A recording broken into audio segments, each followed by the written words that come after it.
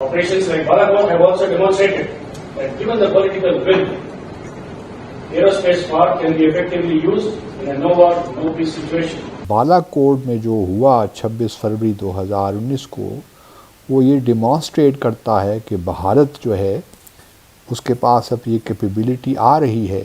एक तरफ Asian tiger है इंडिया, एक तरफ चाइना है वर्ल्ड फैक्ट्री।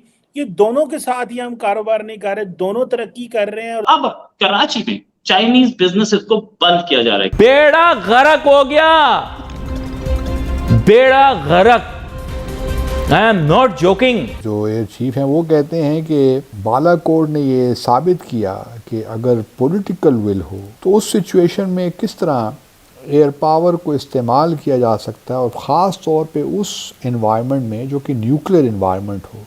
इनके दिमाग में ये है कि चाइना इनके कंट्री को टेक ओवर कर लेगा। ये अंदर नीचे लेवल तक लोगों के दिमाग में ये चीज आ गई है।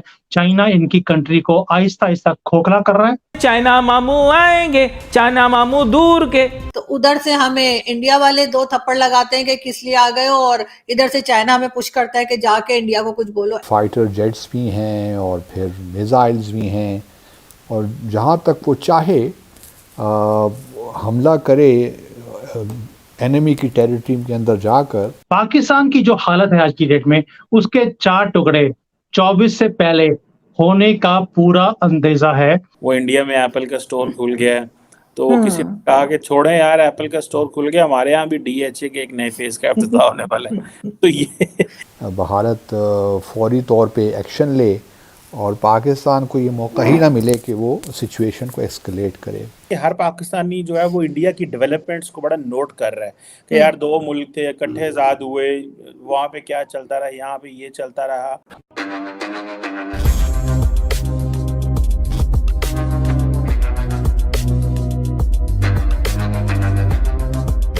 नमस्कार दोस्तों, आज इंडियन एयरफोर्स के चीफ ने एक बड़ी स्टेटमेंट दी है एक कॉन्फ्रेंस में बात करते हुए। उन्होंने हमारी करंट गवर्नमेंट की लीडरशिप की तारीफ करते हुए कहा कि हमारी लीडरशिप का क्विक डिसीजन कैपेसिटी की वजह से ही भारतीय एयरफोर्स का कैपेसिटी भी बढ़ जाता है, जिससे भारत जब चाहे पाकिस्तान के अंदर जा करके उनके स्ट्रेटेजिक लोकेशंस को अटैक करके तुरंत वापस आ सकता है, जिस तरह से भारत ने बालाकोट एयर स्ट्राइक के दौरान किया था। और ये एयर स्ट्राइक इतना क्विक होगा कि पाकिस्तान के पास इस लड़ाई को आगे बढ़ाने का चांस नहीं मिलेगा, क्योंकि अगर लड़ाई आगे बढ़ती है तो दोनों देश न्यूक्लियर कैपेबल देश है, जिसके कारण न्यूक्लियर वॉर होने का आशंका रहती है। लेकिन अगर भारत पाकिस्तान के अंदर तुरंत घुस करके उसके स्ट्रेटेजिक लोकेशंस को नष्ट कर देता है और वापस आ जाता है तो पाकिस्तान भारत पर जवाबी कार्रवाई नहीं कर पाएगा। तो चलिए दोस्तों, इसी पर आगे पाकिस्तानी मीडिया का क्या राय है उसे जानते हैं।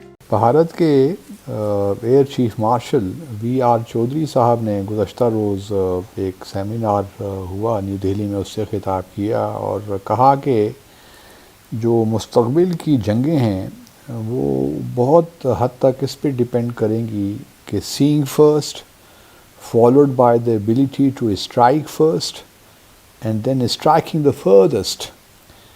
तो कहने का मतलब ये है कि पहले तो अनआर्म्ड एयर व्हीकल्स जो हैं UAVs वो हों आपके पास, फिर फाइटर जेट्स होने चाहिए, और फिर लॉन्ग रेंज मिसाइल्स और मैन्ड और अनमैन्ड टीमिंग ऑफ प्लेटफॉर्म्स जो कि डिफ़ाइन करेंगी आउटकम का air power in future Wars.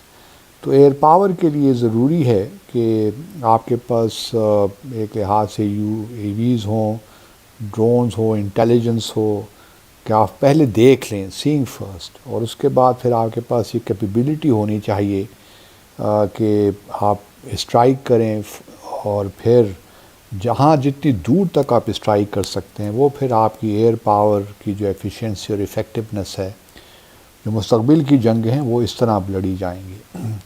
बात तो बिल्कुल उन्होंने दुरुस्त कही है, और फिर उनसे रहा नहीं गया चौधरी साहब से, तो उन्होंने आखिर में बालाकोट का भी जिक्र किया कि उन्होंने कहा कि पुलवामा के बाद जो 14 फरवरी को जो पुलवामा का वाक़या हुआ था उसके बारे में हमने मकबूजा कश्मीर के जो सो कॉल्ड गवर्नर हैं सत्यपाल मलिक का बयानात भी सुने।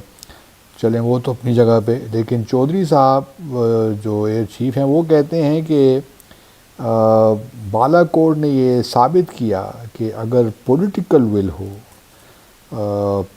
विल हो तो जो एयर पावर है उसको किस तरह नो वॉर नो पीस, यानी कि जंग भी नहीं है और अमन भी नहीं है, तो उस सिचुएशन में जो पाकिस्तान और भारत के दरमियान है इस वक्त, तो उस सिचुएशन में किस तरह एयर पावर को इस्तेमाल किया जा सकता है, और ख़ास तौर पे उस इन्वायरमेंट में जो कि न्यूक्लियर इन्वायरमेंट हो, तो उसको एस्केलेट किए बग़ैर आप इफ़ेक्टिवली एयर पावर अपनी इस्तेमाल कर सकते हैं। तो बालाकोट में जो हुआ 26 फरवरी 2019 को, वो ये डिमॉन्स्ट्रेट करता है कि भारत जो है उसके पास अब ये कैपेबिलिटी आ रही है कि वो एक तो यह है कि अपने इंटेलिजेंस जमा करे एयर ड्रोन्स वगैरह या अनमैन्ड एयर व्हीकल्स के ज़रिए, और फिर उसके पास फाइटर जेट्स भी हैं और फिर मिसाइल्स भी हैं,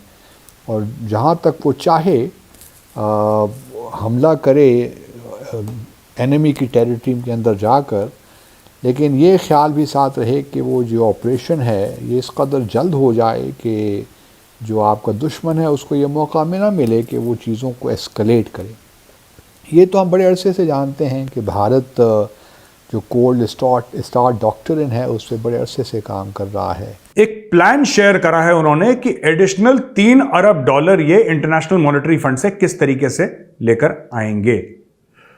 पाकिस्तान ने यह प्लान शेयर नहीं करा कि हमारा एजुकेशन सिस्टम, यानी कि पाकिस्तान का एजुकेशन सिस्टम किस प्रकार से ठीक होगा, इसके ऊपर कोई प्लान शेयर नहीं करा। इनकी डिप्लोमेसी कैसे ठीक होगी, हेल्थ केयर कैसे ठीक होगी, मैन्युफैक्चरिंग कैसे ठीक होगी, इकोनॉमी कैसे ठीक होगी, इसके ऊपर शहबाज शरीफ सरकार का कोई प्लान नहीं है। सिर्फ एक प्लान है, हम IMF से भीख कैसे, इसके ऊपर प्लान बनाया इन लोगों ने। भाइयों और बहनों, पहली बार ऐसा हुआ है कि किसी मुल्क ने IMF से भीख मांगने के लिए प्लान बनाया हो।